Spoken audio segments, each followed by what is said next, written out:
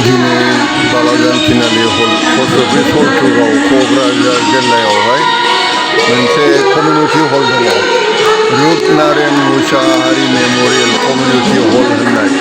दा बेवहाय जोंनाव बे जाहैबाय देबरगाव बर' थुनलाइ आफाद जाहैबाय। दाना बेवहाय जोंहा थुनलाइ आड्डा होननाय मोनसे सिङाव ब्रान्स खुलिनाय जादों। दा बे थुनलाइ आड्डायावहायनो बे हाबाफारिया जागासिनो दङ। नोंथांमोना भिडिअखौ मोजां मोनोब्ला लाइक आरो शेयार खालामदो। आङो भिडिअखौ होलांगासिनो दं, नोंथांमोना नायलांदो।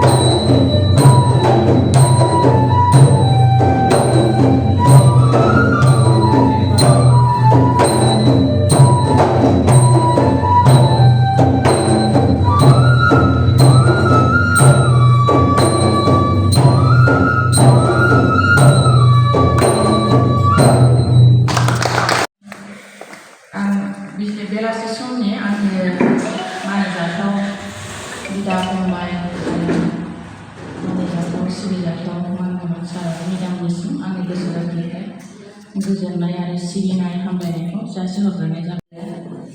रमान्टिकब्लाबो थाइबा रमान्टिक थांगोन, नाथाय रमान्टिक जानाय नङा। दा होनोब्ला आं सिगांलांनोसै आंनि खन्थाइखौ आवरायनो। खन्थाइनि मुं दाहा। नोंनि मिनिनायाव आंबो मिनिफादोंमोन, आंनि मिनिनायाव नोंबोदि मिनिफादों, थेवबोदि नों बुजि मोनाखै आंनि मिनिनायाव मा हाबनानै दङ। खालिबोल' नों मिनिफादोंमोन, खालिबोल' नों मिनिफादोंमोन। सान हाबनायनि सिगां सिगां नेनानै दं आं नोंखौनो।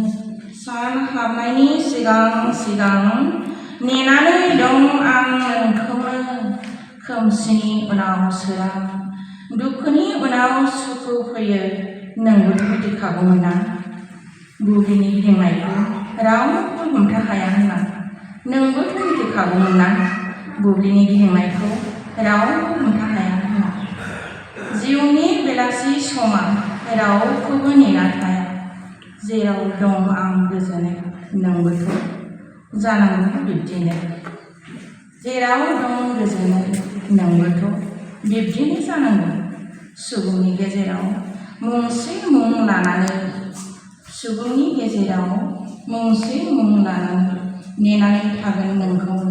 जोथोनै दोनथुमनाय जलंगानि मोन्थोर बेखेवना होनो, नेनानै थागोन नोंखौनो। जोथोनै दोनथुमनाय जलंगानि मोन्थोर बेखेवना होनो। गोजोन्थों। माहारि सिगांबो बिमाफोर बयबो हारिनि गावजों गाव हिंसा हिंसि एना एनि इनाय नासयनाय जाथारना फै हारि जौगानायनि हाबा मावलांनि। जोंदि रोंखा राखा रावनिबो गेजेर नङा, उन्दुना थासै अन्थाइ थाफा बायदि। दाजासै रावबो आइजो आलायजाथे। हनै गोदोहां गोदोहां मोज्लिद मोज्लिद बर'नि राव हारिमु धोरोम खान्थि समाजखान्थि गोमालांनो हमदोंसै हनै फारि फारि। बहा थांखो बर' बिमानि एम्फौ फिसिनाय, थावख्रि लाना बर' आइजोनि इन्दि लुनाय, इसानसालियाव बायदि आगर सि दानाय। दाउला गेसेरबानो आदा हंला मेब्लामोननि हाल खालामनाय। दाउला गेसेरबानो आदा। दिनै फैयै फैयै आं फारियाव फैलायबाय।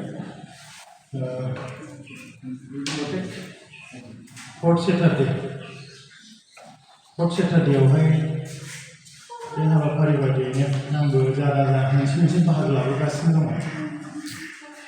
खुब मेहेरगोनां मोनो प्रग्रामखौ आरो निस्सय आसा खालामनो हायो बेबायदि जों खुंलांबाय थायोब्ला निस्सय जों मोनसे आरो आगानसे दावखोनानै जों थुनलाइखौ सोरजिनो हागोन।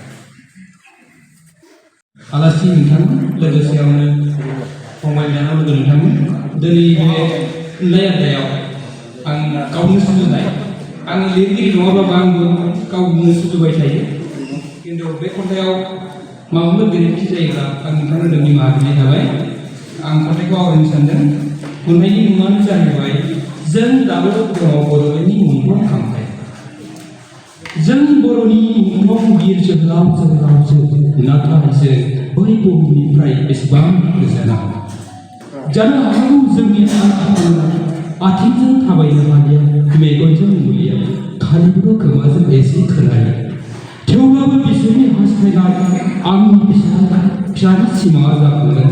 बिदा फंबाय खौसेयै गंसे सिथ्लायावनो रुजुयो आरो गोजोनै रायजो जागोन। अनसुलि आरो आफामोना दिनै मिथिया गावनि गोरबोनि फिसाया बेसेबांबा नुहुरसनो हायै गोजान जायगायाव नेनानै दङ दाबो लांगोनानि दरखं मोखाङाव गोमोरहां बाथि लानानै। खोमसि हरनि गिख्रंखौ सियान मोसा मुफुरनि गाबनाय। बिदिनो बल'बा सानसेखालि बाथोन देजानो बबाव मा मोनगोन मा मोना खाराव माराव नागिरलाबाय थादों।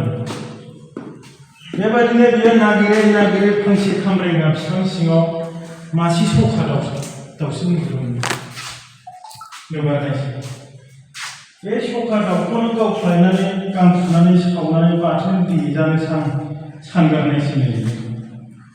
दानिया गावनि आखायाव लानाय बाथुलजों सखा दाउखौ मोजाङै नोजोर होनानै अन्थाइजों बाथुलजों फ्राक गावगारनायसै। नाथाय बबे जिबनि आयुआ बेसे गोलाव, सोर जिबिनि बरादाव मा लिरनाय दं, बरादनि जिउ जखाखौ आनान गसाइनि अनगा जों मानसिया बेखौ मिथिनो हाया। मा खालामो?